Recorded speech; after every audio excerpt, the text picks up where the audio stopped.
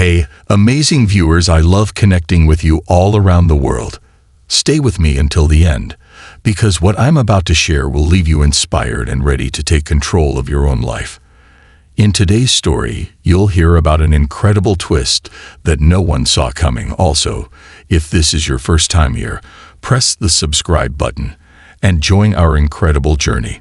The sound of a slap echoed through the pristine marble floors of Monarch Financial Bank, an unsettling noise that immediately froze every conversation and stopped every movement. It wasn't just a slap. It was the sound of years of invisible struggles, the kind of struggle that people don't always see, but can't ignore once it's laid bare. I still remember the shock in the air. Preston Reed, the customer service manager, stood there in front of Zora Timberlake, his face flushed with anger, his hand still extended as if to justify the unthinkable. "Och, you're fired," he shouted, his voice reverberating off the high ceilings of the lobby. It wasn't just a dismissal. It was a declaration, a display of power, of presumed authority. "Get out," he added, loudly enough for everyone to hear. "You can't open an account here." The words hit Zora like a slap, not just from his hand, but from the weight of what they symbolized. As if the years of hard work, perseverance, and personal sacrifice she had endured to reach this point didn't matter. As if she wasn't the one who now owned the very institution where she was being humiliated. The moment stretched on in silence, with the tension so thick it could be cut with a knife. The customers around her, those who had been watching this unfold, were frozen, unsure of how to react. Some stared in disbelief. Others simply pulled out their phones, documenting the moment, capturing yet another viral incident that would shed light on discrimination in the banking industry. A few felt the discomfort of the situation, but most just watched in stunned silence, their faces betraying nothing but confusion or indifference. But not Zora. Despite the sting on her cheek, despite the injustice of the entire moment, Zora stood tall. She didn't flinch. Her posture straightened. The only indication of the blow she had just received was the faint red mark forming on her cheek. Her eyes, though, never wavered. She locked gazes with Preston. It was as if the entire world around her had faded away, leaving only the two of them in that tense confrontation. The two security guards who had rushed over weren't there to protect her. Instead, they were there to surround her, to take control of the situation in their eyes. "You're under arrest, Mom," one of them said, his voice mechanical, devoid of any empathy or understanding. And there it was, another layer of the injustice she had endured, another attempt to intimidate and humiliate her. But Zora didn't respond with anger. She didn't lash out. She didn't even raise her voice. Instead, she took a breath, composed herself, and calmly addressed the situation with a grace that defied the absurdity of the entire scene. "I believe there's been a misunderstanding," she said, her voice cool and measured, each word carefully chosen, yet firm. She wasn't just a victim here.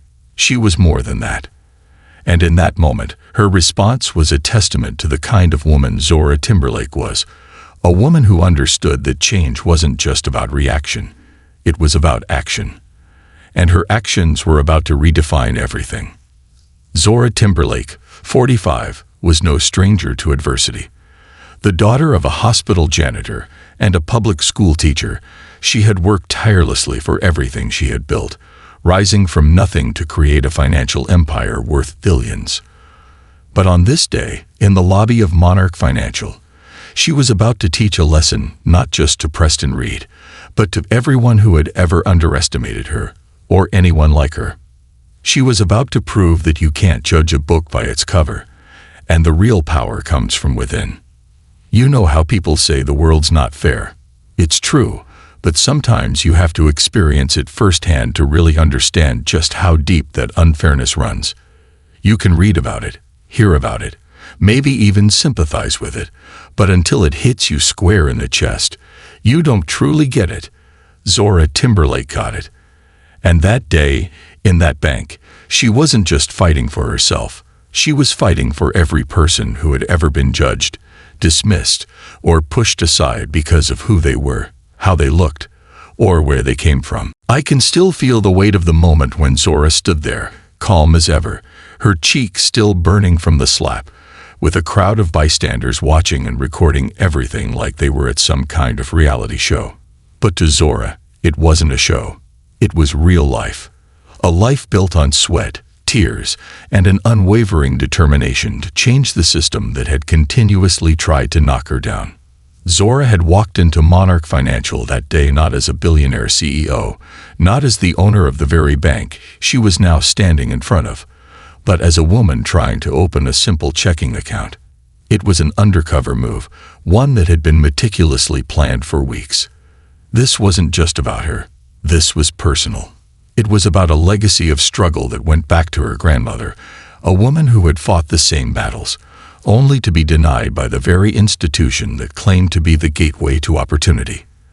Zora's grandmother, Eloise Jenkins, had come to Monarch Financial decades earlier, her credit and income more than solid enough to qualify for a home loan.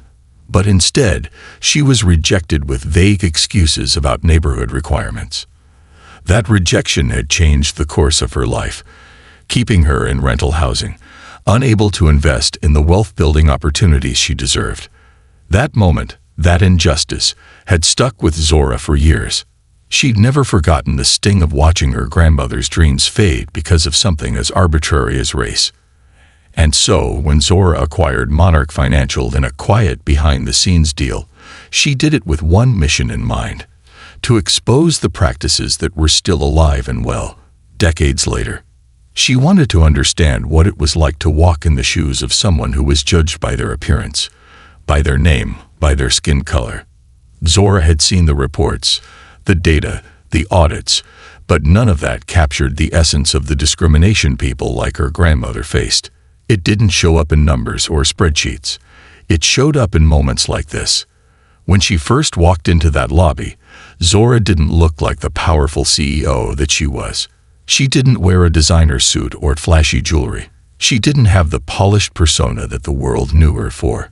She wore a simple cardigan, slacks, and a headscarf, blending in with the middle-class workers who came to the bank each day to manage their finances. She was deliberately unassuming, just one woman trying to access the services she had every right to. And when Preston Reed, the customer service manager, saw her, he didn't see a powerful CEO. He saw a woman who didn't fit his idea of what a valuable customer looked like. He saw someone who didn't belong. And so, he made it clear she wasn't welcome. What Preston didn't know, what none of them knew, was that Zora Timberlake was exactly where she needed to be. She wasn't just here to observe. She was here to change things. And in that moment, she was no longer just an individual. She represented every person who had ever been overlooked, dismissed, or treated as less than because of assumptions based on their race or background. The slap, the arrest, the humiliation. They were all pieces of the puzzle Zora had been trying to solve. And in the silence of that lobby, she began to put the pieces together, one by one, for all to see. This wasn't just about Zora's struggle. It was about everyone's struggle to break free from the chains of bias and discrimination. It was about rewriting the rules, not just for her, but for all of us. And Zora wasn't done yet. The bank lobby, silent except for the occasional murmur of the onlookers, held an energy that was heavier than any words could describe. Zora stood in the middle of it all, facing not just Preston Reed, but an entire system that had worked tirelessly to keep people like her at arm's length. In that moment, though, it became clear that the system wasn't going to define her, or anyone else, any longer. Zora Timberlake was about to rewrite the story, not through anger or bitterness, but through resilience and unwavering strength. As Zora walked out of Monarch Financial that day, the red mark on her cheek a visible symbol of what she had just endured, she didn't feel defeated. She didn't feel humiliated. If anything, she felt more determined than ever. She had seen what she needed to see, and the evidence was irrefutable. Discrimination wasn't just something that happened in the past. It was still happening in real time. It was there, in the way she was treated differently simply because of how she looked, despite the credentials she had earned over a lifetime of hard work. Zora's story, though, wasn't just about her personal triumphs or the challenges she faced as a black woman in corporate America. It was about the power of perspective and the strength to challenge what seems unchangeable. The slap, the arrest, and the public humiliation weren't just random events. They were the catalyst for something far greater. They were the spark that would ignite the change Zora had spent her life working toward. The real message Zora wanted to convey to everyone, especially those who had witnessed the events unfold in the bank, was simple. You don't have to accept things the way they are. You can be the one who changes them. Resilience isn't about bouncing back from life's blows. It's about standing tall in the face of them. It's about refusing to let anyone define your worth. Zora's life was the proof of that. She was the daughter of a janitor and a teacher, and yet she had built an empire. Her success wasn't given to her. It was earned. And it wasn't just about building wealth. It was about building a legacy that would create opportunities for others who had been told they weren't enough. When Zora made the decision to acquire Monarch Financial, she wasn't just doing it for the business. She was doing it for the people who had been systematically pushed aside, who had been made to feel less than, who had been told time and time again that they didn't belong. She didn't walk away from that moment. She didn't retreat into her comfort zone. Instead, she did what so many others have failed to do. She faced the truth head-on and said, "This ends with me." Zora's journey was about more than just breaking down barriers. It was about creating a path for others to walk down behind her. She understood something that many didn't. Change doesn't happen by ignoring the problem. It happens by confronting it, by acknowledging its existence, and then making a conscious decision to fight against it. When we face adversity, we all have a choice.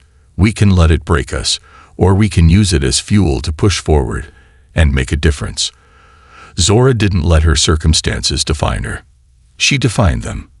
And in doing so, she inspired all of us to question the systems that have kept us in place, to challenge the biases that are so deeply rooted in society, and to fight for a world where everyone has a seat at the table, no matter their background. In the end, Zora didn't just own Monarch Financial. She owned the moment. And that moment, as painful and unjust as it was, would be the foundation for the change that would follow. You don't need permission to make an impact. You just need the courage to act. And that's what Zora did. She acted, not just for herself, but for all of us. And in doing so, she showed us that real power isn't about control. It's about courage, compassion, and the relentless pursuit of justice.